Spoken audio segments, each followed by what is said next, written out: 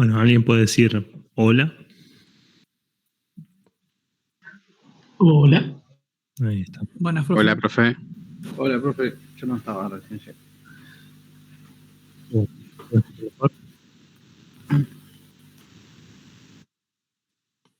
Ok. Bueno. Vamos a arrancar entonces. Bueno, la clase que viene tenemos parcial, ¿sí?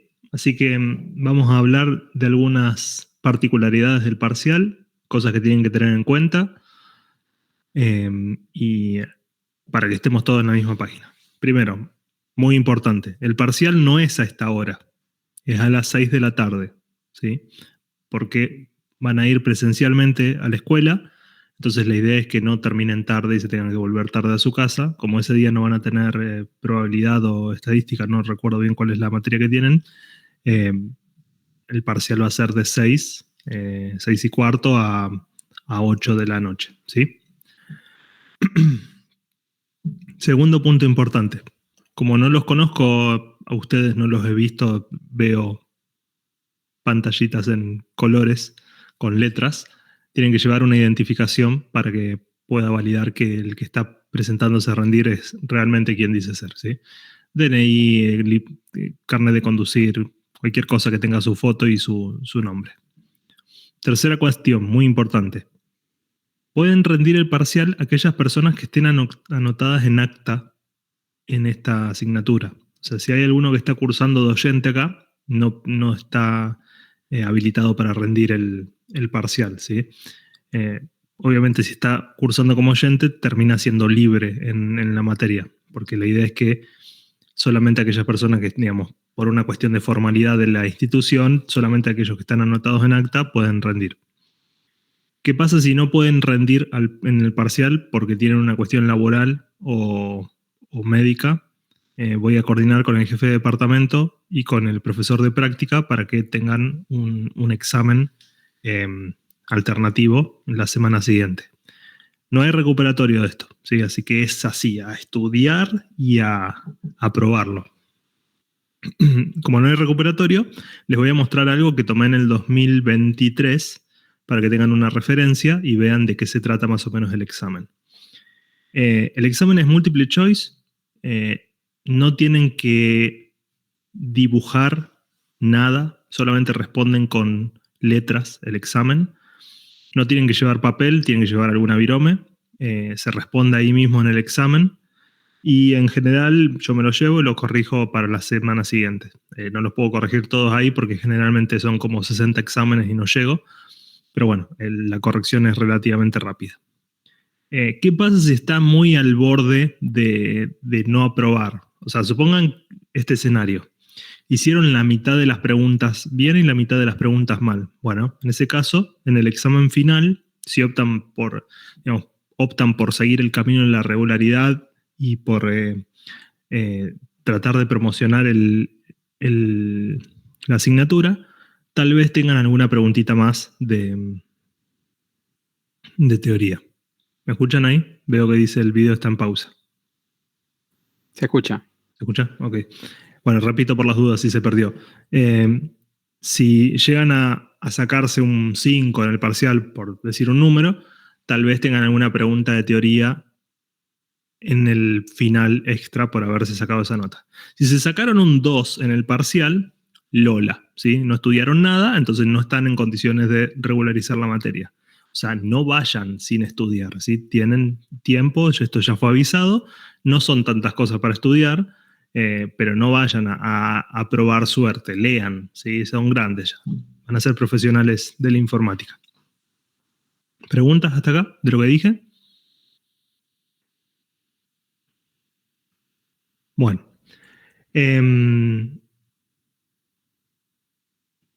Les muestro, para que tengan una referencia,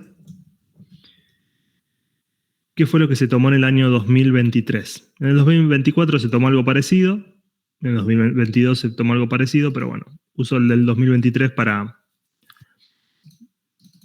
no tentarlos a que digan, estas son las preguntas que nos va a tomar. Así que bueno, vamos a eso.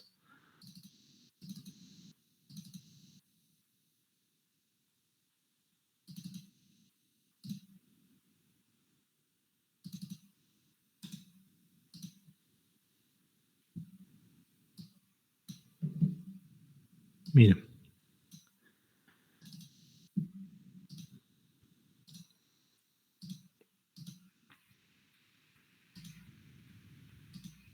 ¿Se ve ahí? ¿Sí? ¿Se ve? Sí, profe, se ve. Sí. Ok.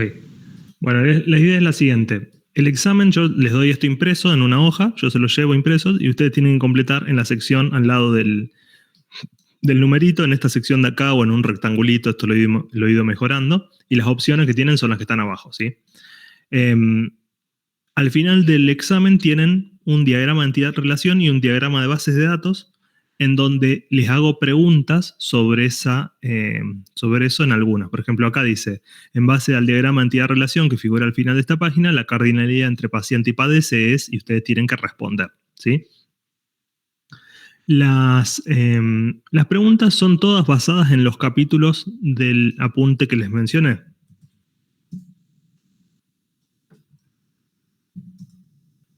Que es este de acá.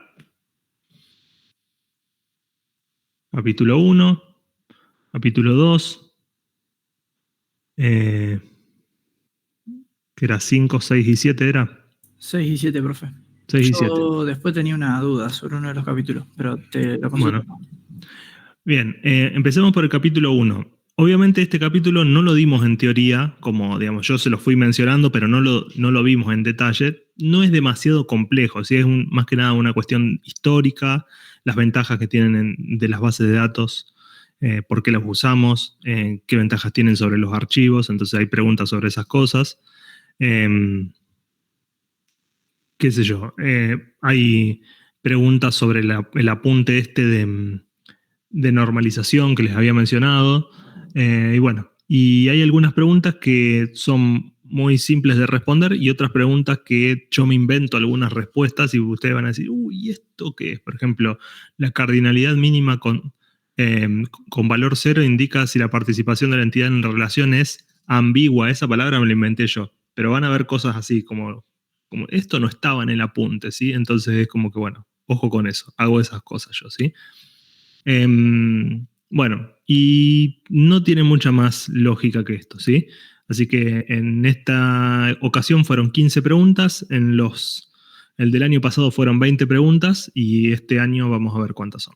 Depende de cómo quede el examen y cuántas entren en la hoja. Vamos a ver qué tal sale. Profe, ¿lo podría subir ahí al campus para practicar a ese examen? ¿Puede ser? No, lo que podés hacer es volver al video y sacarle capturas de pantalla y practicar. Bueno, sí. Gracias. Nada, la idea es, a ver, si yo te doy esto para practicar, primero son 15 preguntas, ¿sí? Entonces no va a ser representativo del examen. Podés hacerlo si querés, o sea, mira, paso lento, de la 1 a la 7, ahí está, 1, 2, 3 segundos, ahí está, y de la 8 a la 15, ahí tenés todas las preguntas, o sea que, digamos, tranquilamente podés pausar el video y verlos. Pero no se basen en esto porque las preguntas cambian, ¿sí? No son las mismas preguntas. Alguna que otra se podrá repetir, puede ser que parezca repetida y esté inversa, entonces ojo con eso. Y el examen va a ser distinto por tema. Tengo un programita que hace el examen aleatorio, o sea que tampoco les conviene mucho confiar en el criterio del compañero al lado porque seguramente tenga otro tema. Sí, está bien, era nada más para practicar un poco más que para guiarme por eso. Gracias. A ver, el examen no es difícil, ¿sí? No es tan complejo, pero bueno, si leen un poco y practican con eso creo que van a andar bien. Bien, había alguien que tenía preguntas sobre los yo, temas profe, sí. en el capítulo 6 de el apartado 6.1, o sea, lo que sería modelo de entidad-relación, sí. No me quedó muy claro la parte donde están los identificadores, que sería el apartado 6.1.5, que habla de identificadores de entidades fuertes y débiles. Me mareé un poco con eso, no sé si me lo podrías explicar. Sí, no llegamos a verlo en detalle el tema de entidades fuertes y débiles porque Bueno, no teníamos muchas clases y fui avanzando rápido, pero la idea es la siguiente. Una entidad débil no puede existir por sí misma, o sea, necesita de otra más fuerte para existir. A ver, por ejemplo, te doy un ejemplo. La entidad de... A ver, pensémoslo... A ver si tenemos un ejemplo acá que ya nos dé sobre... Sí, hay un ejemplo en la página que le sigue de ambos. A ver, ¿cuál era el 6.1 me dijiste? No, 129. 6.1.5, la página 122 y 123.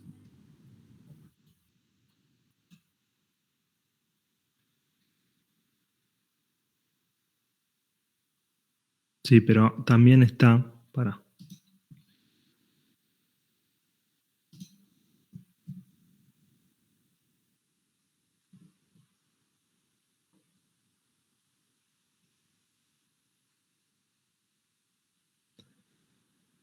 $7.22. A ver, voy a compartir pantalla y analicemos el ejemplo que da y si no sirve este, damos otro. Dice así. En el esquema lógico se debe crear una tabla para cada entidad débil, teniendo en cuenta que todos sus atributos, tal como se ha hecho con las entidades fuertes. Una entidad débil participa en una relación con la entidad fuerte de la que depende y la cardinalidad con la que participa siempre será 1-1. O sea, lo que te dice es que la entidad débil no puede existir si no existe la entidad fuerte, ¿sí? Cada ocurrencia de la entidad débil se relaciona con una y solo una ocurrencia de la entidad fuerte, que necesita para identificarse. Por el hecho de participar de este modo en la relación y por ser débil, a la tabla que le corresponde se debe añadir una clave ajena a la tabla de la entidad fuerte de la que depende. O sea, lo que te está diciendo eso es, vos tenés una tablita, imagínate que es...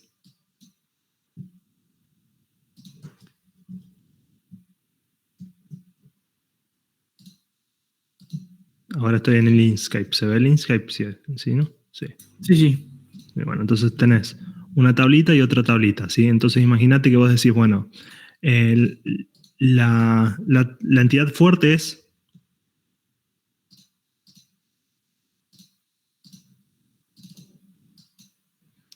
persona, ¿sí? No sé, por decir un ejemplo. En este caso sería una...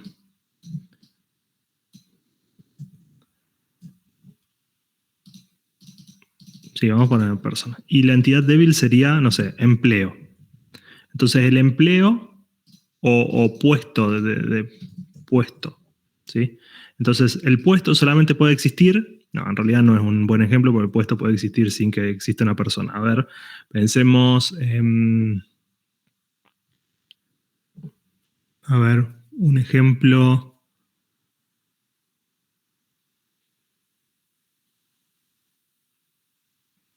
Uy, qué difícil es pensar en entidades débiles. A ver cuál es el ejemplo que pone acá.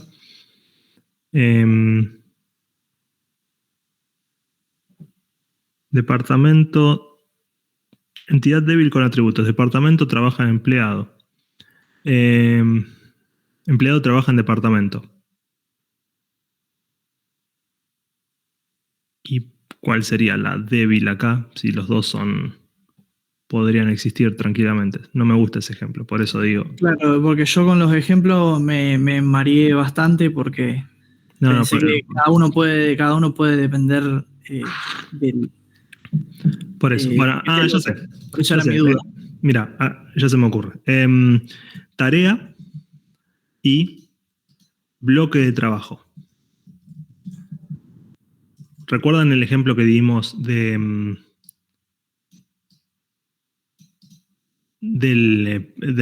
diseño para hacer un software que traquee tiempos de distintos proyectos y distintas tareas? Entonces, lo que dijimos era que el bloque de trabajo pertenecía a una tarea, ¿sí? Porque, y no podía existir si no existía la tarea antes. O sea, el bloque de trabajo sería una entidad débil acá, con respecto a la tarea. Yo no puedo tener un bloque de trabajo sobre algo si no existe la tarea antes. No funciona así, ¿sí? Entonces lo que te decía era que si vos tenías un ID y un nombre para la tarea, lo que te está planteando acá es que el bloque de trabajo pertenece a una tarea y solo a una tarea y tiene que tener como clave foránea la clave primaria de la entidad fuerte a la que pertenece. A ver si se entiende lo que estoy diciendo. Mira, vamos a leer de vuelta el ejemplo. Dice: una entidad débil participa en una relación con una entidad fuerte de la que depende y la cardinalidad siempre es 1 a 1. Cada ocurrencia de la entidad débil se relaciona con una y solo una ocurrencia de la entidad fuerte. O sea que el bloque de trabajo pertenece a una sola tarea. Por el hecho de participar de este modo y por ser débil, la tabla que le corresponde se debe añadir una clave ajena o clave foránea a la tabla de la entidad fuerte de la que depende. Para ello se incluye la clave primaria de la tabla que representa a la entidad fuerte en la nueva tabla creada para la entidad débil. O sea, fíjate que yo agregué ID tarea, que es la clave foránea de este ID. ¿Sí? Eso es lo que te está diciendo ahí. O sea, el ejemplo que te da no es bueno porque el departamento y el empleado, no sé, pueden existir tranquilamente, salvo que el empleado no pueda existir si no existe el departamento, porque voy a decir, bueno, tiene que trabajar en un departamento sí o sí. Entonces, en este caso, el empleado sería la entidad débil acá, porque si no existe el departamento, no puede existir el de empleado. Y por eso te dice, empleado, número de departamento, es una clave ajena de departamento. Ahí te está dando el mismo ejemplo que te di yo con esta opción acá. ¿Ves? Y de tarea es una clave ajena o una clave foránea de la tarea. ¿Estamos? Sí, ahí entendí. Gracias, profe. De nada. A ver, las entidades débiles acá, qué sé yo, si quieren, obviamente tienen que saber lo que son, pero es medio relativo, o sea, no sé si tiene mucho sentido ponerse a ver a fondo cuáles son las débiles, cuáles son las fuertes. Obviamente está bueno saber que una entidad no puede existir si no existe la otra antes, entonces eso te define mucho el modelo de tu base de datos, pero no es algo que, digamos, que te cambie en el diseño. O sea, aunque no sepas lo que son las entidades débiles, deberías llegar al mismo diseño de la base de datos, ¿sí? Claro, no me había quedado muy claro justo con ese Con ese ejemplo. ejemplo. Ujú. Claro, entonces te quería consultar para tener otro ejemplo un poco más claro. O sea, el concepto lo había logrado entender, pero no lo había podido plasmar en un ejemplo Un claro. ejemplo. Bárbaro. Por eso, gracias. Genial. Bueno, ¿alguna otra pregunta de lo que vieron ahí?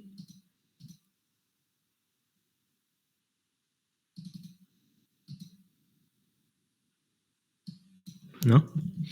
Bueno, déjenme buscar, a ver si lo encuentro.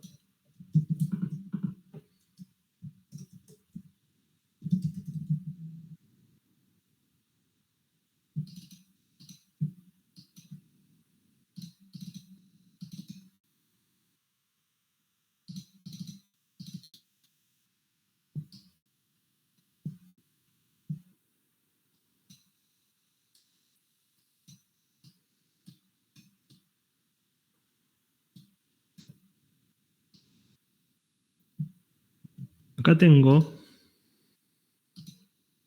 en esta planillita, un ejemplo para volver sobre el tema de normalización, que era lo que habíamos visto en la clase pasada. ¿Me avisan si se ve?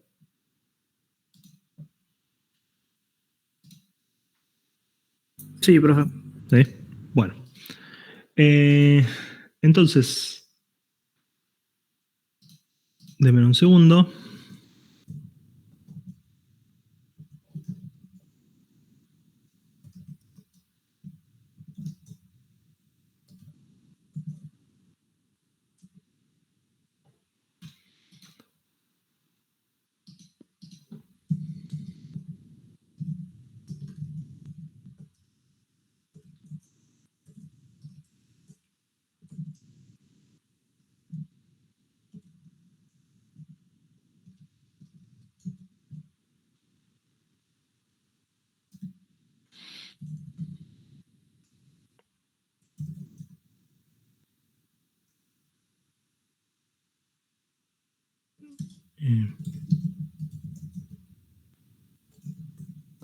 Bueno, imaginen que tienen la siguiente placa, ¿sí? La siguiente tabla, ¿sí? Una tabla que muestra autos, ¿sí? Automóviles. Entonces, lo que habíamos aprendido a hacer la clase pasada era a normalizar una base de datos. ¿Qué era normalizar? Era aplicar transformaciones a la tabla o a las tablas de esa base de datos para que cumplan ciertos criterios que la hagan más robusta, la hagan más fácil de mantener y permitan evitar ciertas inconsistencias a la hora de actualizar y borrar datos. Entonces, no vamos a volver a ver las 3 formas normales que vimos, simplemente vamos a tratar de intuitivamente ver si podemos normalizar esta tabla, ¿sí? Entonces, bueno, ustedes vieron que yo hice algunos cambios porque esto ya estaba medio normalizado, pero intentemos hacer el proceso de normalización, ¿sí? ¿Esta tabla les parece que está normalizada? ¿Sí o no? No. ¿No? Bueno, ¿quién dijo no? Ok. Dale. El color. El color, bien. Y aparte El color, sí. que no podés poner un marrón nulo ahí. Podría ser que no esté definido el color. Ok. O sea, que no está definido. Pero, a ver, ustedes siempre piensen esto. Una forma fácil de darse cuenta si algo está normalizado o no es no basarse simplemente en las filas que ven, sino imaginarse que esto tiene 1000 filas, ¿sí? Entonces, si tiene 1000 filas, ustedes empezarían a ver cosas repetidas. Por ejemplo, verían muchas veces la palabra Ford, verían muchas veces la palabra Palio, Focus, EcoSport, ¿sí? Verían los colores repetirse y algunas otras cosas verían no repetirse nunca. Por ejemplo, el número de serie o la placa, la patente, ¿sí? Entonces, eso ya les da un primer indicio de que las cosas que se repiten mucho hay que optimizarlas, porque la idea es que no se repita o se repita lo menos posible, cosa de que logrando que no se repitan las cosas, yo los tengo en un solo lugar para actualizarlos, ¿sí? Que es un concepto importante. Si yo tengo el dato encapsulado en un solo lugar, cuando lo actualizo en ese lugar y ya aplica para todo, ¿sí? Entonces, ¿cuáles son las cosas que se repiten acá? Se repite la marca, se repiten, o sea, potencialmente que se repiten, aunque no las vean repetidas. La marca se repite, el modelo se repite, el color se repite, la serie se repite.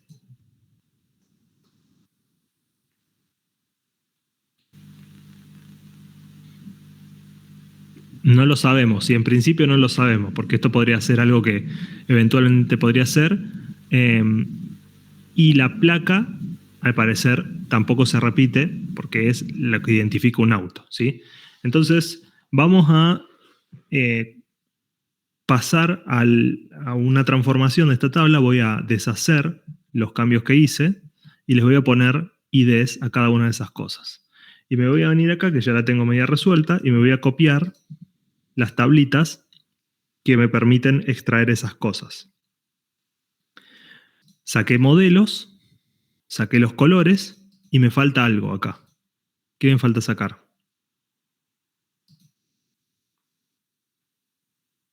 Las marcas.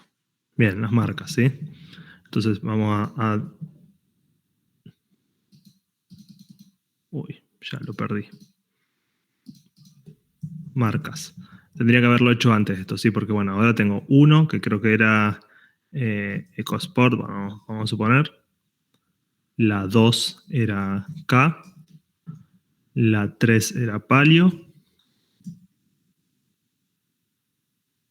Y bueno, creo que no me queda ninguno más. 1, 2 y 3, ¿sí? Entonces la idea es la siguiente. Cuando ustedes extraen esa información en una tabla nueva, todas estos valores que antes tenían el nombre del atributo, que era modelos, colores y marcas, se convierten en claves foráneas, ¿sí? ¿Por qué? Porque ahora estos números de acá hacen referencia a una clave primaria de otra tabla. Eso es un proceso que tienen que hacer siempre, ¿sí? Porque si ustedes se olvidan de la clave foránea y, digamos, y lo dejan como un atributo que puede ser un número cualquiera, pueden también tener inconsistencias. ¿Por qué? Porque nada me prohíbe que yo acá meta un 555, ¿sí? ¿Y esa marca cuál es? No está. En cambio, si esa marca es una clave foránea, esa ID marca es una clave foránea, la base de datos me va a prohibir que yo ingrese un número acá que no esté listado acá, ¿sí? De eso se tratan las claves foráneas. Esa restricción es importante, ¿sí? Porque para mantener la consistencia yo tengo que admitir en ID marca solamente los valores de esta clave primaria, ¿sí? Me está faltando acá un ID y un nombre. Esto sería ID y esto sería ID. ¿Estamos hasta acá? Eso es muy importante, el hecho de que cuando hacen la conversión de... Antes se llamaba marcas esto, ahora se llama ID marca. Bueno, eso tiene que ser una clave foránea. La forma de representar eso es de nuevo con esta liñita que conecta el atributo nuevo con la clave primaria de la tabla a la que están haciendo referencia. ¿Vamos? Bien. Ahí en el chat, profe, pusieron... Sí. Está repitiendo palio en modelos y marcas. Tienes razón, porque modelos, esto es Fiat. En realidad marcas está mal. Ford, Fiat, esas son las marcas. Y los modelos son estos, ahí está. Y para que esto funcione, eso tendría que ser Volkswagen. Modelos, ¿dónde está? 2 acá, entonces la marca 5, como sea que se escriba. Puede ser que tengamos un ejemplo acá de clase fuerte y clase débil. O sea, un modelo no puede existir si no existe la marca. Un modelo no puede existir si no existe la marca. Sí, puede ser. En realidad, el tema está en que esto, en un diagrama entidad-relación, dependiendo de cómo lo analices, podrían ser simplemente atributos del auto. O sea, no llegarían a ser entidades. Pero si vos lo querés pensar como entidades, la entidad marca no podría existir, sería una entidad débil de la entidad, perdón, la entidad modelo sería una entidad débil de la entidad marca. ¿Sí? O sea, está bien. Bien, y otra cosa que hay que pensar es la siguiente. Si yo tengo el modelo de un auto, ¿puedo asumir la marca?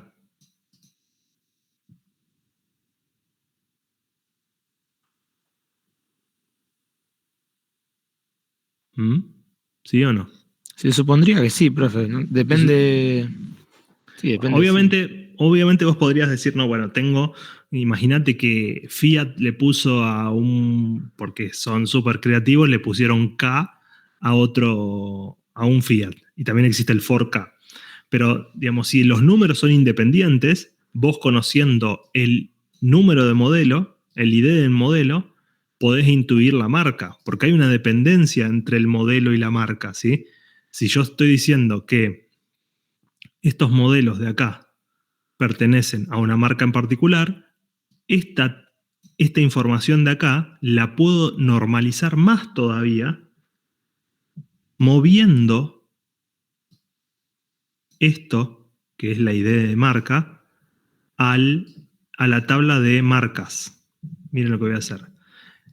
Tengo los modelos, ¿sí? El Focus, ¿de qué marca es? Ford. Es Ford. El Palio es Fiat. El Gol es Volkswagen. ¿Sí? Y el Fox es También. Volkswagen también, ¿sí? Entonces acá ya sé cuál es la marca. Obviamente esto no está normalizado porque estoy volviendo a incluir valores repetidos. Pero si en vez de hacer eso pongo ID marca y cambio Ford por la marca que es 1, Fiat por la marca que es 2 y Volkswagen por la marca que es 5,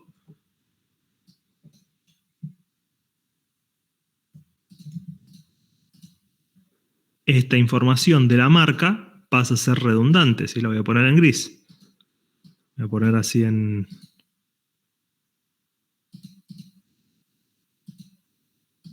en un valor clarito, para que no lo necesites, ¿sí? ¿Por qué? Porque teniendo el modelo, ya puedo saber, yéndome a la tabla de modelos, puedo navegar la marca y obtener la marca del auto, ¿sí? Entonces esto es, no recuerdo si era la segunda o la tercera forma normal, pero lo estamos haciendo de forma intuitiva y por eso les vuelvo a repetir que no importa tanto saber cuál es la transformación que le estamos dando, sino que lo que importa es decir, bueno, yo necesito saber la marca si tengo el modelo y como hay una dependencia entre las dos, no la necesito. Entonces la transformación al normalizar es no duplicar marca y modelo, porque si no, lo que podría pasarme es que yo voy a volver hacia atrás. ¿Recuerdan lo que les dije de las inconsistencias? Nada me impide que yo ponga en ID marca acá, ponga un 5, que es la marca Volkswagen, y en modelo le pongo un 1, que es de Focus, ¿sí? Entonces, esto de acá no existe un Volkswagen Focus, pero lo estoy permitiendo en mi base de datos si mantengo las dos columnas. ¿Se entiende? Entonces, por eso el proceso de normalización es tan útil, porque además de optimizar, evita inconsistencias en los datos, porque ahora yo, en mi sistema, ya no tengo más la marca acá, tengo solamente el modelo. Me queda el modelo, ¿sí? Y con el modelo, como tengo las marcas acá, no puedo tener inconsistencia, no puedo generar un auto de un modelo y una marca inválida con este sistema. No hay forma, ¿sí? Me podrían decir, bueno, y si yo pongo un 1 acá, tengo un Gol con marca Ford. Bueno, pero ahí es un error de, digamos, de entrada de datos. Si alguien metió mal el dedo y dijo, che, le pifiaste a la marca, pero no podés crear datos inconsistentes combinando identificadores. ¿Se entiende? Es distinto. ¿Estamos hasta acá? Sí, es parecido al de provincia con ciudad que habíamos visto el otro día.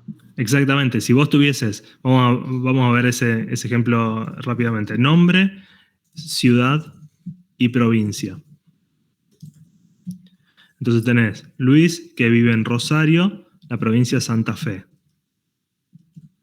Cuando vos normalizás esto y decís, nombre queda, porque es, digamos, es atómico y no lo vamos a normalizar, y le pones ciudad, y en vez de poner ciudad le pones ID ciudad, y acá le pones ID provincia, está generando el mismo, y no seguís normalizando más en dejar solamente el ID ciudad, porque ya podés obtener la provincia, tenés el mismo problema que decís, bueno, y el ID ciudad puede ser 1, y el ID de provincia puede ser 22, y 22 no era Santa Fe, sino que era Tucumán, ¿sí?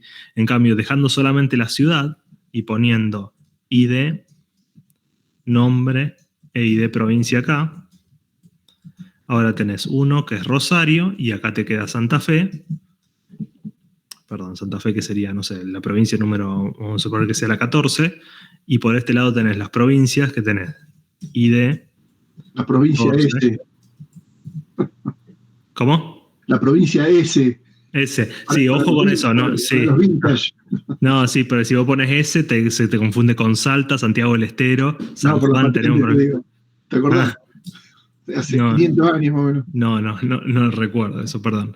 Entonces ahí no tenés forma de pifiarle, porque el ID de ciudad es 1, ahí obtenés el nombre de la ciudad, te permite ver el ID de la provincia, y el ID de la provincia 14 te da el nombre de Santa Fe, ¿sí? Así que bueno, es muy importante normalizar hasta la tercera forma normal porque te reduce las dependencias funcionales, las elimina, las extrae de la tabla y bueno, es justamente lo que buscamos. Bueno, ¿estamos hasta acá? Profe, yo tengo una duda. Cuando hay que normalizar, ¿te tenemos que aclarar qué regla no cumple o directamente hay que normalizarlo? No, yo asumo que aplican todas las reglas de las 3 primeras formas normales. No me tenés que decir cuál estás aplicando o por qué o qué criterio no se cumplió. Porque a veces no se cumplen varios criterios a la vez, así que no es relevante para mí. Claro, esa era mi duda, si directamente había que normalizar de uno o ir aclarándote qué regla no cumplía. Listo. Sí. Gracias. Bueno, les voy a mostrar para que vean de trabajos de años anteriores que para que digamos, tengan un ejemplo, ¿no? De decir, bueno, lo saben hacer, digamos, ¿qué pasa? Mira, para que este justo sea muy chiquito. Estos son de ejercicios de años anteriores de otro sistema, ¿no? Pero imaginemos esto, es de otra cosa, ¿está? Entonces, miren, esto era sobre un sistema de venta de remeras, ¿sí? Entonces, uno de mis alumnos del año pasado me mandó este diseño, ¿sí? Entonces, observen lo siguiente, miren, acá donde dice sizes, que vendría a ser los tamaños, agregó toda esta información, ¿sí? Entonces, los tamaños dijo, bueno, imaginen que esto es, les voy a mostrar el sistema para que tengan una idea de qué estamos hablando. Este es el sistema, Flash Cookie, que ellos tenían que modelar y armar. Justo se están tomando una pausa para mejorar, así que no se los puedo mostrar, pero bueno, a ver si les muestro cómo funciona. Bueno, básicamente vos elegías una remera y, a ver si puedo, me parece que no. No, justo no hay resultado porque no anda. Pero bueno, vos elegías una estampa y te imprimían la estampa de arriba de la remera, vos elegías los colores, ahí anda. Y decías, bueno, yo quiero ponerle esto a esta remera y así funcionaba, ¿sí? Entonces ellos modelaron el diagrama de bases de datos para este sistema. Entonces, vean esto, miren. En tamaños, ellos eligieron, o esta persona que hizo esto, eligió poner ancho, largo, largo de manga, ancho de impresión, largo de impresión, circular, cuadrado, rectangular, busto, cintura, cadera, cuello, mínimo, máximo y referencia a talle, ¿sí? ¿Qué les parece esta tabla? ¿Está normalizado o no?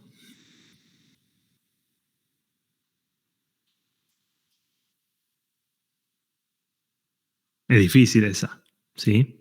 Porque en principio no se ve nada raro. ¿O sí? ¿No podrías haber hecho una tabla con círculo, cuadrado, rectángulo?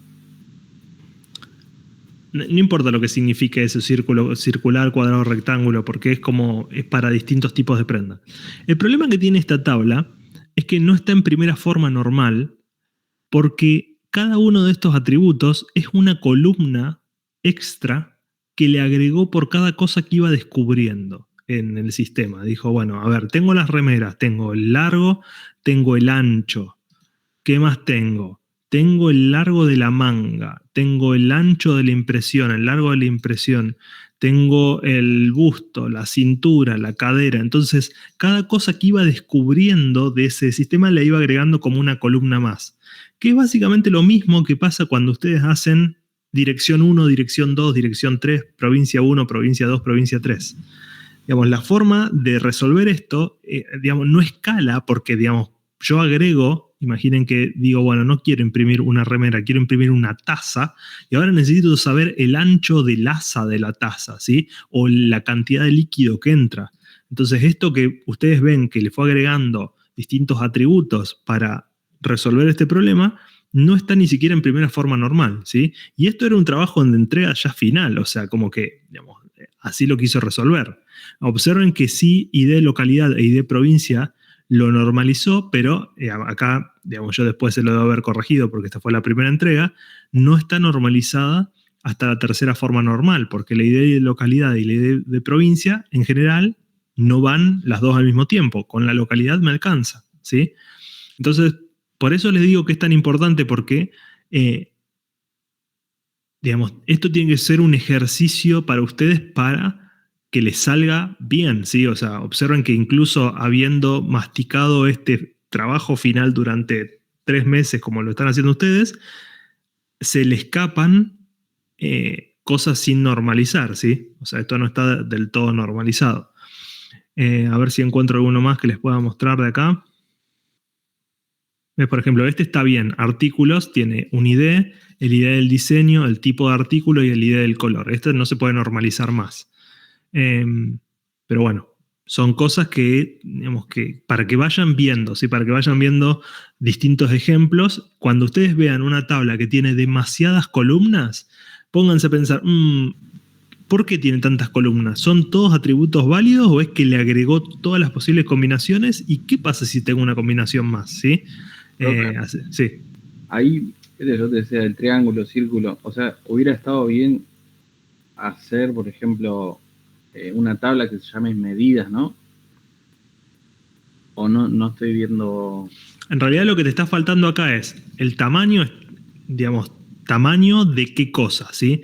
Entonces vos tenés que poner el ID del tipo de tamaño y el valor de ese tamaño. Entonces vos vas a tener los tipos de tamaños tipificados y vas a decir, bueno, vas a tener una... a ver, vamos a hacerlo para que les quede más o menos el ejemplo, ¿sí? Voy a copiar esto acá. Vamos a ponerlo por acá. ¿Qué me pegó?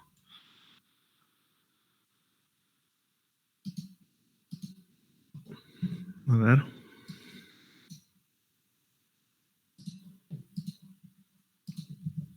¿Viste? Entonces vamos a tratar de hacer esto, pero de la forma que yo considero que, digamos, tiene más sentido, ¿sí? Siempre recuerden que yo a veces me puedo equivocar y que estoy cansado, fue un día largo, o sea que si ustedes dicen, me parece que le está pifiando el profe, avisen y puede ser, ¿sí? Entonces, sizes, esta porquería de... Tengo que buscar un mejor programa que me dé la misma flexibilidad que esto. Entonces la idea es la siguiente. Sizes es tamaño, ¿sí? Entonces lo que hizo esta persona que diseñó esto, dijo, bueno, yo tengo un ID para el tamaño y lo que yo estoy de alguna forma diciendo es que todas estas cosas de acá son un número, ¿sí? El ancho es un número, el largo es un número, el largo de la manga es un número, el ancho de impresión es un número, entonces vos tenés un ID y un valor, ¿sí? Vamos a hacerlo todo en inglés, así queda más o menos prolijo. Y ese valor que yo tengo acá, ¿de qué cosa es? Entonces ahí es donde está faltando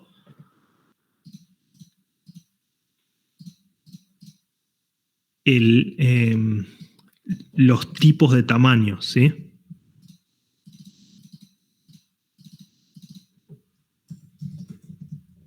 Entonces acá vos tenés el nombre y el ID. Y acá lo que te vas a tener, me parece a mí,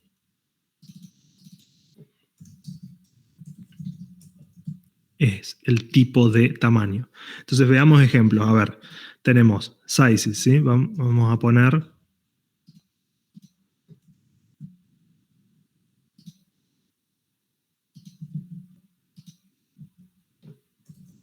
ejemplos. El tamaño 1 vendría a ser para esto es el ID, esto es ID size type, que es 1, y acá tenemos el valor.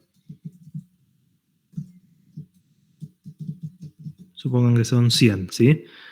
Bien. Y en size type, que vendría a ser los tipos de tamaño, tenemos que el 1 representa el largo de la remera, ¿sí? Entonces, ahora, ¿qué pasa? El tamaño 1, para el tipo 1, que es el largo de remera, tiene un valor de 100, ¿sí? Y después me falta agregar el tipo de artículo, que bueno, será otra parte del sistema. Pero observen cómo esto así puede crecer infinitamente sin necesidad de agregar columnas. Imaginen que yo ahora tengo que hacer tazas, ¿sí? Entonces digo, bueno, ahora tengo un nuevo tipo de tamaño que es profundidad de la taza, ¿sí? Y entonces acá tendré un tamaño con ID2 para otro, no los quiero confundir que este 2 no es igual a este 2, ¿sí? Son justo que los metí ahí de prepo. Vamos a poner una remera más. 50 y ahora tengo el ID3, que es para el tipo 2 y la profundidad de la taza son 10 centímetros. ¿Sí? Bueno, después tendrán que poner la unidad en algún lado, ¿sí? Pero observen cómo esto, que tengo un montón de columnas acá, se normaliza simplemente en dos tablitas. Una es el valor con un tipo digamos, normalizado en otra tabla, y los tipos van cada uno en su propia fila, ¿sí? En su propia ocurrencia. Entonces, todas estas de acá vendrían a ser filas de esta tabla, y después tendré las combinaciones que yo quiera con los valores que yo quiera, y eso me permite crecer de forma, digamos, infinita. ¿Está? Entonces, cuando vean una tabla que tiene muchas columnas, piensen si todas esas columnas no son variantes de posibles valores que, no sé, o sea, yo me imagino que acá será null, null, null, null, null, null, hasta cadera con un número, null, null, null, null. Entonces, si hay muchos null, desconfíen también de que eso se normaliza de otra forma. ¿Está? No sé si se llegó a entender. Sí. Después habría que hacer una tabla también que, por ejemplo, para el tema de remeras, viste, vos decís, bueno, XL Sí. tiene determinado, el tipo, el largo, manga, qué sé yo, bueno, viste que tiene Claro. varios Sí, por eso. medidas, O sea, se agrupan en otro más. claro, tendrás una tabla que se llama de productos, que tiene un código y asocia todos los tamaños posibles que tiene. Y ahí tendrás otra tablita así. El sistema era bastante complicado de resolver, pero digamos, esto es un ejemplo de No, pero algo que está mal. se entiende que por un lado van las magnitudes, digamos, por otro lado a lo mejor vos tenés que agrupar magnitudes en un tipo, que yo, tasa grande, tasa mediana, pero la tasa grande tiene varias magnitudes a su vez, varias medidas, digamos, varias dimensiones. Sí. Bueno, déjenme ver si tengo otro diagrama de... A ver. Yo tengo una pregunta, profe. Sí. En el caso, como vos tenés sizes, Sí. y tenés, por ejemplo, en taza, que es size, taza 3, ¿cómo asociarías en el caso que tengas, por ejemplo, en size type tenés profundidad de taza y podrías tener, por ejemplo, circunferencia? Sí. En ese caso, ¿cómo lo asociarías? En realidad lo que te está faltando acá es el producto en sí. Esto es simplemente convertir estos sizes en esto, pero después te está faltando una tablita que sea el producto, en donde un producto puede tener muchos tamaños. Entonces va a tener la tabla productos tamaños y la tabla tamaños, que es esta de acá.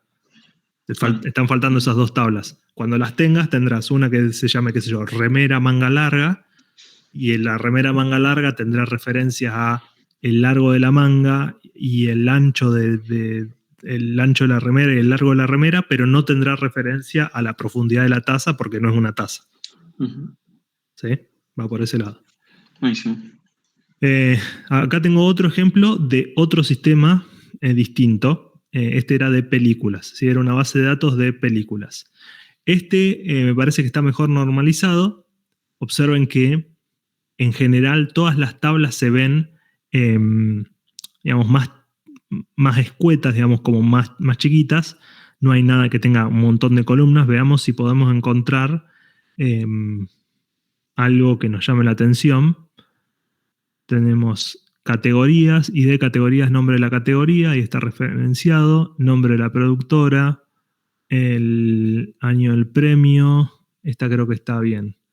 No lo encuentro así a simple vista algo que me haga referencia. No, me parece que está. A ver si tengo otro del mismo año, pero con otro. Bueno, ¿ves? Acá tengo un ejemplo del mismo sistema hecho por otra persona. Está medio pixelado. A ver, vamos a ver si alguno se ve mejor.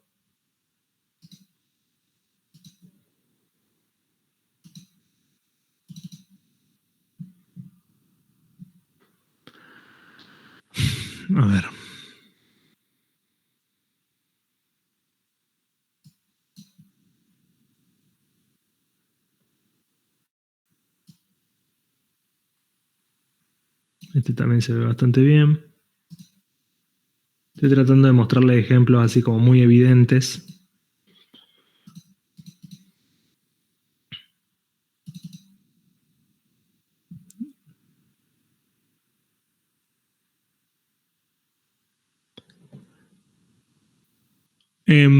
Observen esto. Miren, tengo un actor y un director. Y ambos tienen nombre y apellido. ¿Sí? ¿Lo ven? Acá. Actor, nombre y apellido. Director, nombre y apellido. ¿Qué les parece este diseño?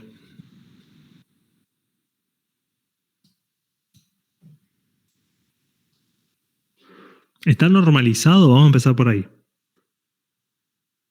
Y actor y director son personas, digamos. Son... Bien, son personas, pero la pregunta es, ¿está normalizado sí o no?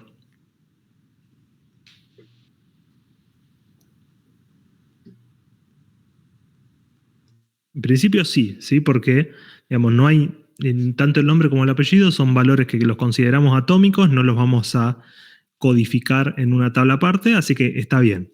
El problema es que, más allá de que está normalizado y que está bien, el diseño por ahí no es del todo óptimo, porque si hubiesen tenido una tabla que se llama personas y tiene nombre y apellido, vos podrías responder preguntas como, por ejemplo, ¿en qué película el director también actúa en esa película? ¿Sí? Que en este diseño no lo podés resolver. ¿Por qué?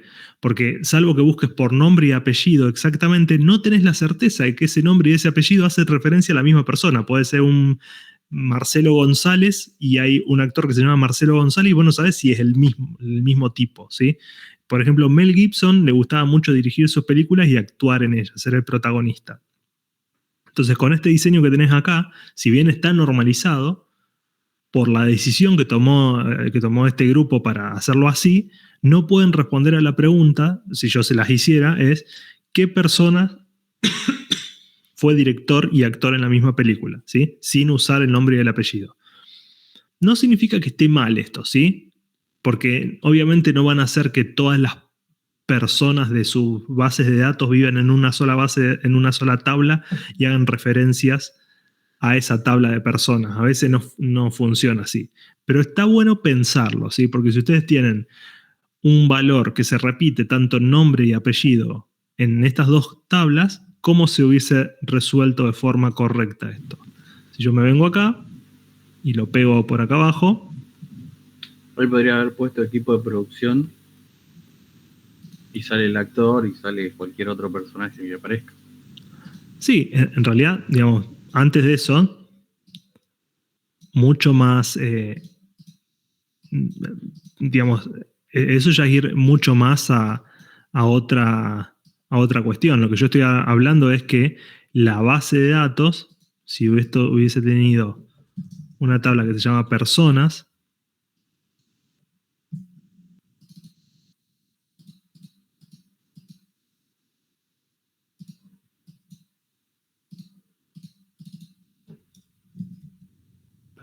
que en realidad estamos hablando de que esto sería una jerarquía de generalización, ¿sí? Porque si tengo una persona acá, todos los directores y todos los actores son personas, ¿sí? Entonces tenés un ID, un nombre y un apellido.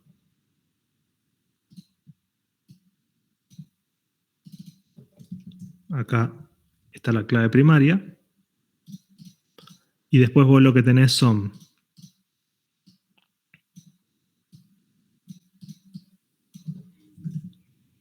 por un lado actores que tendrán un ID y un ID de persona.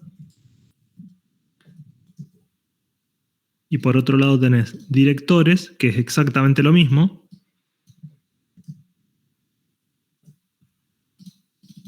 ¿Y tiene sentido que estén en dos tablas distintas? Y en este caso sí, porque son conceptos distintos. Unos son actores y otros son directores.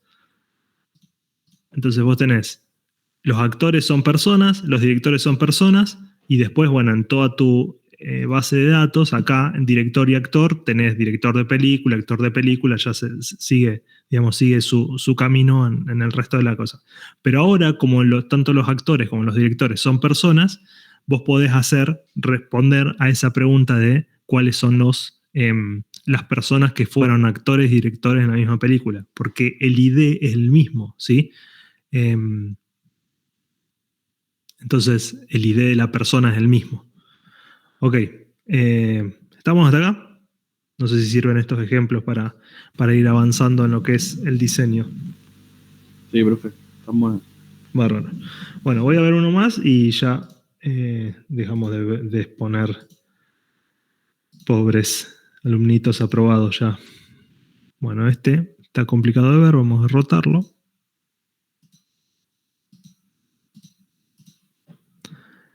Bien, a ver. Cosas que no tienen que hacer. Otros ejemplos. ¿Ven que acá dice total actores? No sé si lo llegan a ver. ¿Se ve? Le puedo hacer más zoom. Ay, sí. No sé, se ve. Ahí, total actores, ¿sí? Todo lo que sea totales, que digamos, tiene más fallas, ¿sí? Pero todo lo que sea totales y se pueda obtener de navegar la base de datos, por ejemplo, yo tengo actores, ¿sí? Películas actores. Total actores acá, esto de acá, no lo tengo que agregar como un atributo. ¿Por qué? Porque hay una consulta SQL que me permite, ya la vamos a ver más adelante, pero digamos, se puede, nos permite contar cuántas ocurrencias hay para los actores de esta película y ya nos dan el total, ¿sí? Entonces ponerlo acá como duplicado nos puede llevar a inconsistencias, porque si yo agrego un nuevo actor y me olvido de agregar de incrementar el total, falla, ¿sí? Entonces, todo lo que sea total algo, salvo que sea, qué sé yo, por ejemplo, no sé, por una cuestión de transparencia del negocio, de compliance o lo que sea, que tengan que guardar el total del pedido, no sé, por decirlo de alguna forma, en general no se agrega ningún tipo de total en una tabla que no se pueda calcular navegando esto de acá. O sea, a ver, ¿a qué me refiero con navegar? Yo tengo una película, ¿sí? Sé todos los actores que tengo en esta película, entonces puedo contar cuántas filas dicen ID película 33, por ejemplo. Entonces, todas las ocurrencias de películas actores donde ID película tenga 33, bueno, me interesa. Las cuento 1, 2, 3, 4, 5, 6, 7, 8. Ok, hay 8 películas con ID de película 33. Ya está. Ya sé cuántos actores hay, ¿sí? Otro problema que tiene esta tabla es que las películas actores incluye el director como clave primaria, ¿sí? ¿Qué significa eso? Que puedo tener variaciones en donde un actor haya sido dirigido por un director y otro actor haya sido dirigido por otro director. Eso está mal, ¿sí? ¿Por qué? Porque en la tabla películas actores, lo único que me interesa es tener el ID de la película y el ID del actor, ¿sí?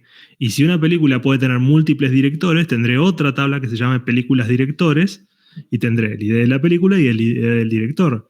Pero cuando yo empiezo a agregar múltiples atributos para una clave primaria, recuerden que cualquier permutación de esos valores es una clave primaria válida. Entonces puedo tener ID de película 1 con ID de actor 1 con ID de director 1 y puedo tener ID de película 1 con ID de actor 1 con ID de director 2. Y entonces ahí, ¿qué significa? Que el director ese tuvo 2 directores. Es como que empieza... Y si tuvo 2 directores, ¿para qué estoy duplicando el actor? Si ya lo puedo extraer aparte, ¿sí? Esto no está bien normalizado por el simple hecho de que no está bien elegido el par de clave primaria. No sé si está mal normalizado, es que está mal el concepto, ¿sí? Bueno. ¿Estamos? ¿Hasta acá? De nacionalidad, nombre, apellido. Director, bueno, acá también puso nombre, apellido del director. Y la única forma de validar si una persona trabajó, si era la misma. O sea, si yo después me fijo en las consultas de SQL, a ver.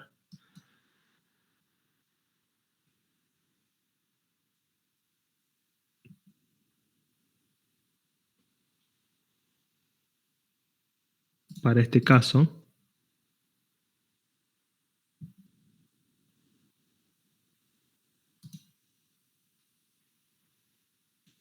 Esperen que estoy buscándolo en otra. Acá está. Miren cómo tuvo que resolver esta consulta SQL. Dice, nombres de las películas. Esta era una de las consultas que tenían. Nombres de las películas en donde su director también sea el actor principal. Y fíjense lo que tuvo que hacer. Donde A.nombre, que sería el actor, sea igual a M, que supongo que será el director, .nombre, ¿sí? Y esto de acá no es robusto, ¿sí? No es que porque uno se llame Juan y el otro se llame Juan, son el mismo Juan.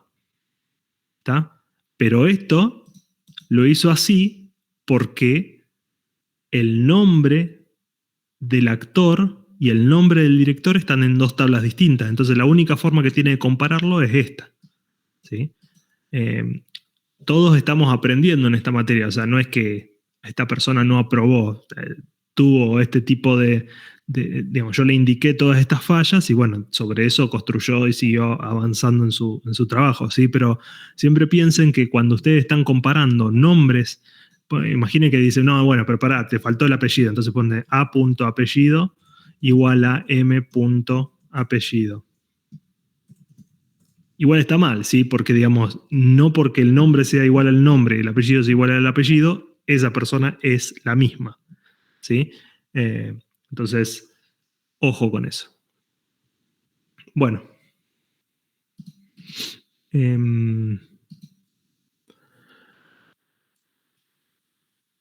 ¿Preguntas de lo que vimos hasta acá?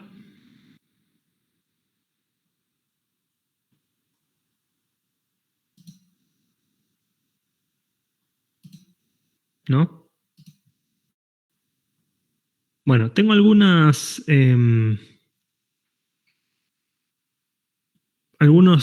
consultas del trabajo práctico que estoy viendo acá en el otro monitor. ¿Qué pasa si agregan, por ejemplo, en un diagrama entidad-relación, agregan la ciudad y la provincia como atributos? ¿Está mal?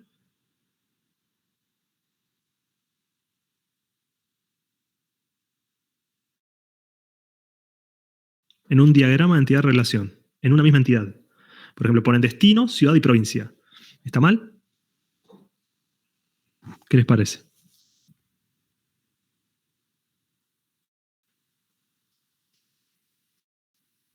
Anímense, vamos. ¿Sí o no? Para mí no. Bien. ¿Por qué, Tiago, te parece que no está mal?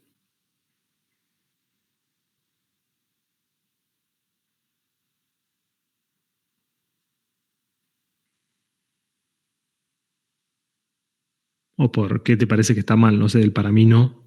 No entiendo muy bien qué. Bueno, para no hacerla muy larga, es como muy visto desde arriba. Bien, está perfecto, esa es la idea. Entonces, en el diagrama entidad-relación nos damos ciertas licencias para decir, bueno, no la vamos a complicar tanto.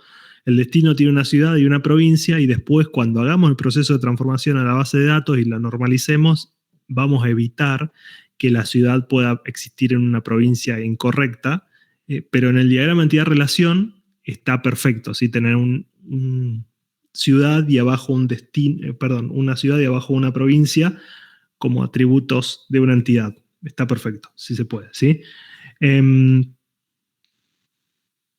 Recuerden, porque estoy viendo varios ejemplos en donde no le agregan atributos a las relaciones. Recuerden que tanto las entidades como las relaciones pueden tener atributos y generalmente las relaciones tienen más atributos de los que uno piensa, ¿sí? Porque en la relación es en donde se combinan dos entidades y tengo información importante de esa combinación, ¿sí?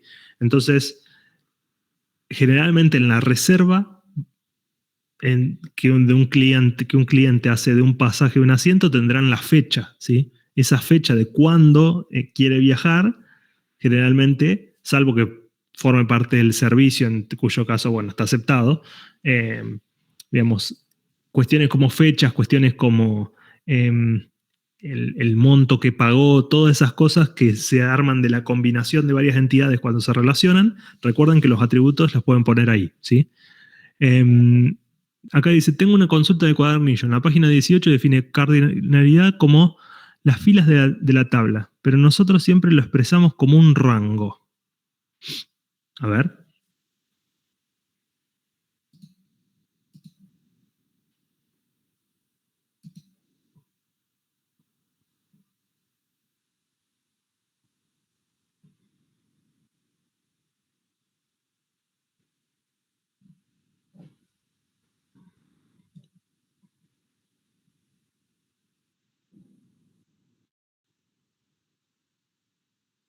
En la hoja 18. Franco, página 18.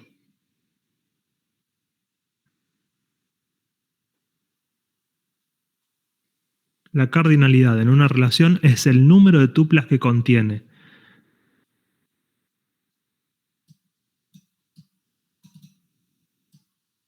Bueno, lo que dice, paren, voy a compartir, porque puede que sea lo mismo, pero esté explicado de dos formas distintas. Acá dice, esto supongo que es lo que vos decís. La cardinalidad en una relación es el número de tuplas que contiene, ya que en las relaciones se van insertando y borrando tuplas a menudo. La cardinalidad de las mismas varía constantemente. Esto de acá.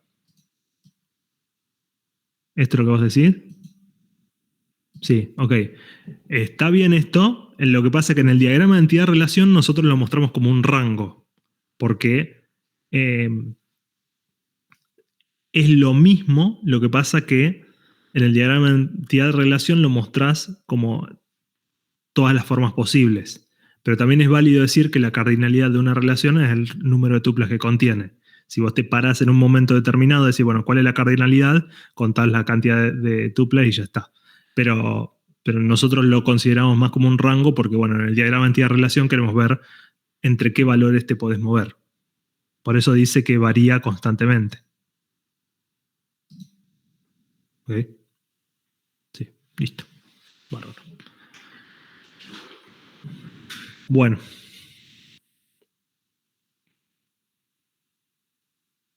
¿Estamos? Ok. Bueno, ¿cómo sigue esto?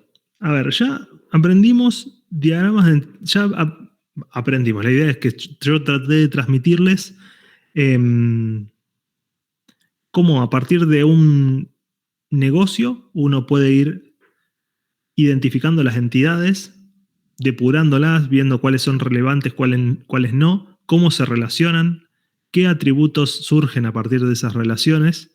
Después vimos algunas reglas para convertir esas entidades y relaciones y atributos en una tabla o un conjunto de tablas de una base de datos.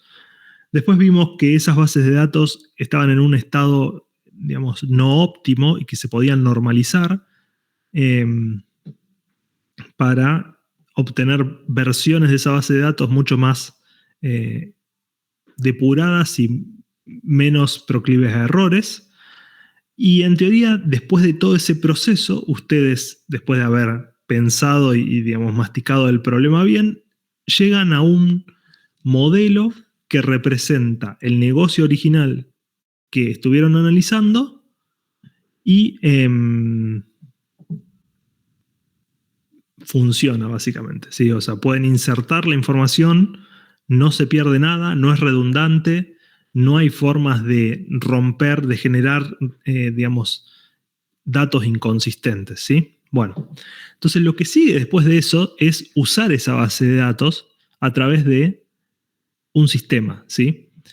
Entonces, en el día a día de un desarrollador de software, lo que hace básicamente es escribe, no sé, imaginemos que es una aplicación web que tiene un formulario, ¿sí? Y ese formulario se completa con los datos de una base de datos por detrás, ¿sí? Entonces, les muestro un ejemplo.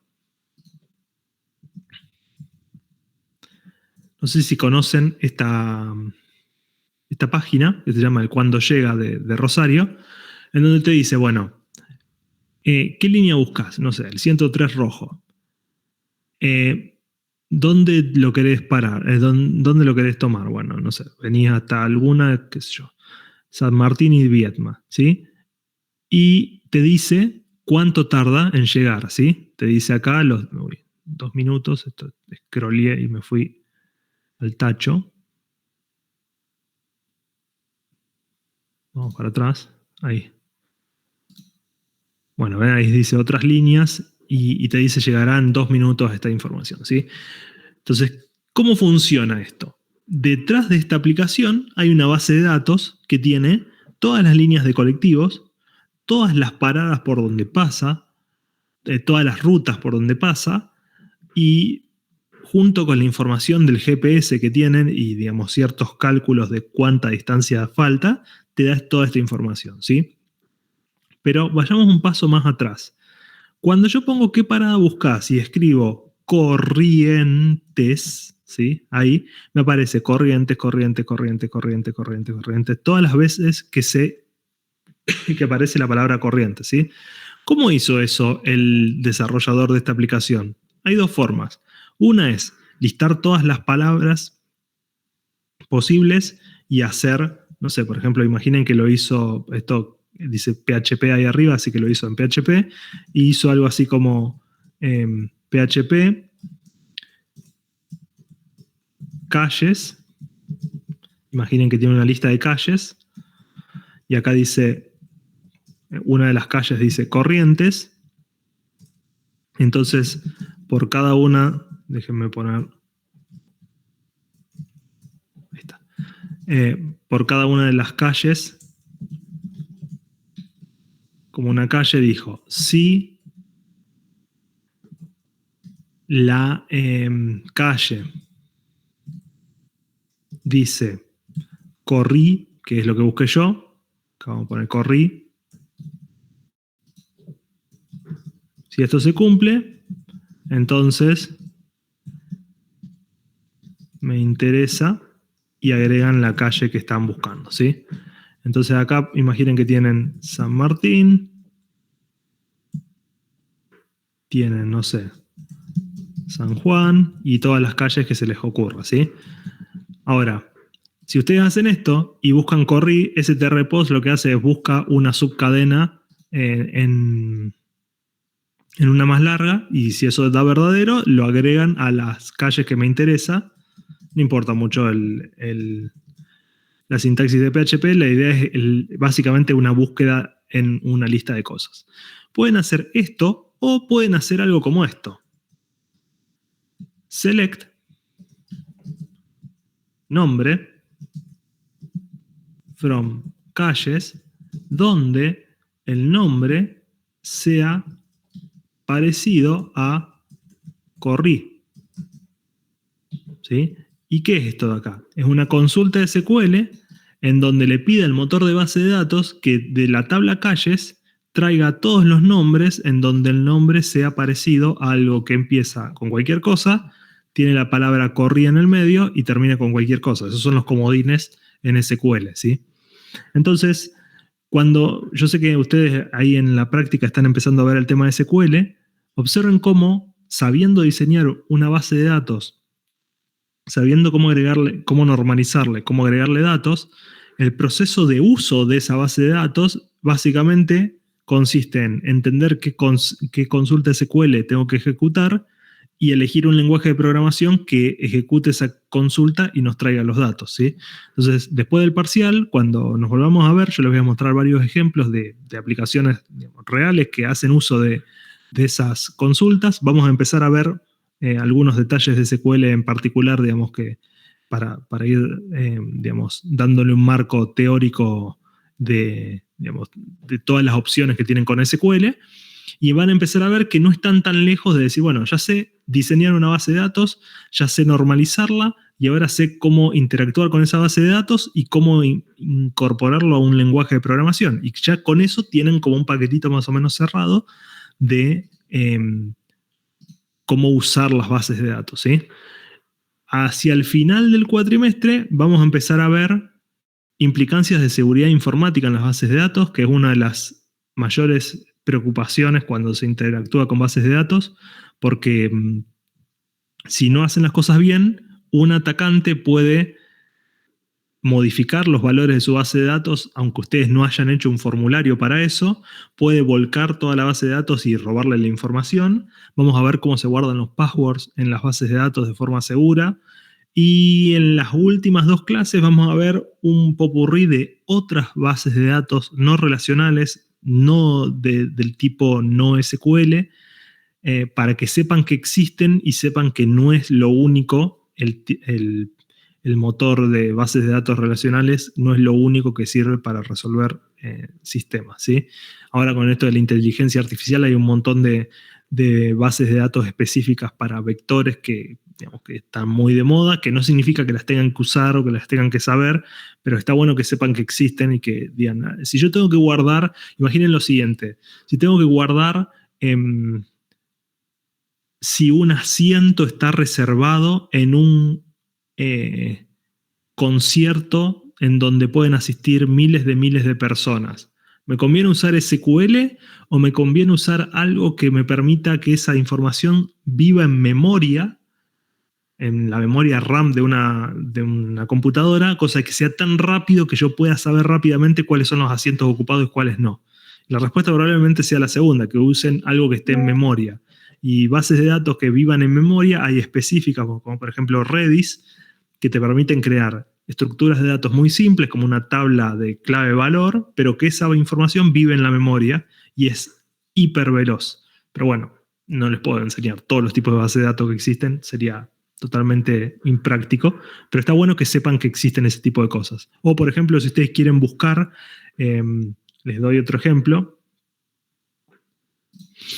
Imaginen que tienen la página, por ejemplo, de nuevo de la municipalidad y están buscando un trámite. No sé, quieren buscar registro. Bueno, ven que se remarca acá registro así. ¿Qué pasa si yo pongo, en vez de registro, pongo registro? A ver si anda. Ah, no anda. Registro. A ver si lo escribo mal. Registro. Ah, qué mal. Si yo pongo registro de conducir, lo estoy escribiendo mal a propósito, ¿no? ¿Ven que dice registro acá? Que lo corrige, le dice registro con G. Esto, hay algunos motores de bases de datos que no son en SQL que te permiten poner como alias de palabras para hacer búsquedas, digamos, con errores de ortografía. Y son específicas para hacer búsquedas de texto, así como, digamos, que no es específicamente el texto que tenés en la base de datos, sino que tiene cierta discrepancia. Bueno, lo veremos y las mencionaremos. Así que bueno, de eso se trata esta asignatura a medida que vamos avanzando, para que tengan una idea de hacia dónde vamos. Por lo pronto, nos veremos en el parcial de bases de datos de la semana que viene. Espero verlos a todos ahí. Ahora son 31 personas. Yo seguramente me lleve la sorpresa que voy a ver como 50 personas. Pero bueno, mejor que vayan todos a que se asusten. Y si hay algún tipo